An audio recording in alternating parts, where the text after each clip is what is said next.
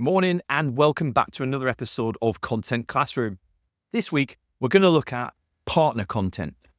Now, I had this conversation with a client very recently where we were discussing their content strategy for the coming months and year. And one of the things that they had never even considered was creating content that helps their partners, referrers, the people who might recommend them through word of mouth to do so easily. And not just that, but to attract those partners in and help them understand how they can more clearly define what looks like good for a good match.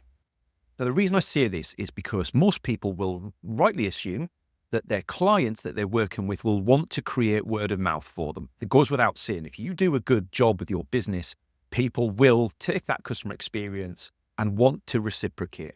Even though they've already paid you for the work, they want to help you further. They want to succeed with you as opposed to instead of you, right?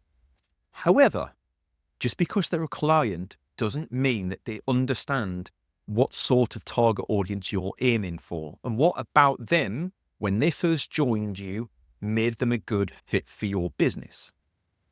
So creating content that defines what that ideal target looks like and how you link with other people like them to create more powerful collaborations is really powerful. It's something a lot of people should do more with.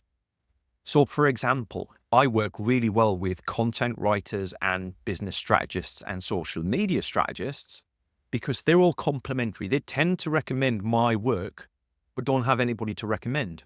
I tend to recommend their work, but I don't have anybody to recommend.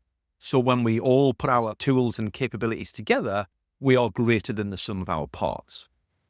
I spent the last year releasing videos on LinkedIn where I talked about how I help business coaches to be the action behind their business. You recommend that your clients do video to raise awareness and create more results. I'm the guy that helps them deliver that video and get it out there, rather than you sitting there frustrated as a business strategist, scratching your head, wondering how you get them to do what you want them to do. Similarly, I've also released content out there that works with LinkedIn coaches. Again, you're going to be advertising to your clients that they need to be more active, they need to be raising their profile, they need to be doing things. And at the moment, there's nothing more powerful on LinkedIn than video. So I released videos talking about how I complete that circle, how I work in conjunction with those sorts of business partners. And as a result, over the last year, we've cemented partnerships, right? And I did a course with a good friend of mine. I will drop the links below as to who that was, Dave Plunkett. Huge shout out to Dave, who got me thinking in this way in the first place. But I'm now taking that one step further and saying to you, if you're going to be doing video, you might as well tick both boxes at once. Don't just talk to your ideal clients and how you solve their problems.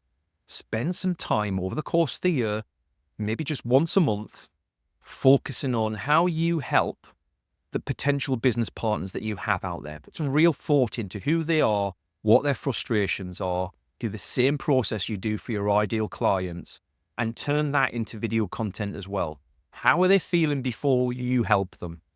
How are they feeling when you take that customer, help them reach their potential and hand them back? How are they feeling at the end of all of that? And what's the difference?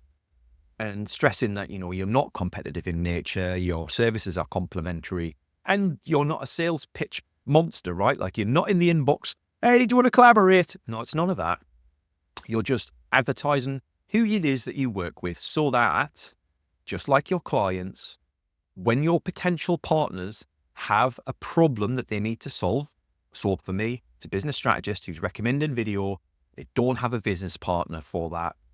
They get a client who says, yes, I want to do video.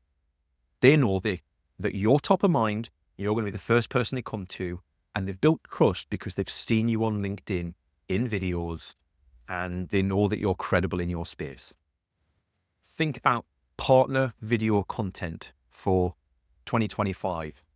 Don't need to do a lot on it. Doesn't need to be every week. Doesn't need to be consistently in their face, but it needs to be regular.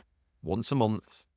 Even if you just create that content during 1 month and then repeat it every 3 months so that the message is still getting out there, you can update it towards the end of the year.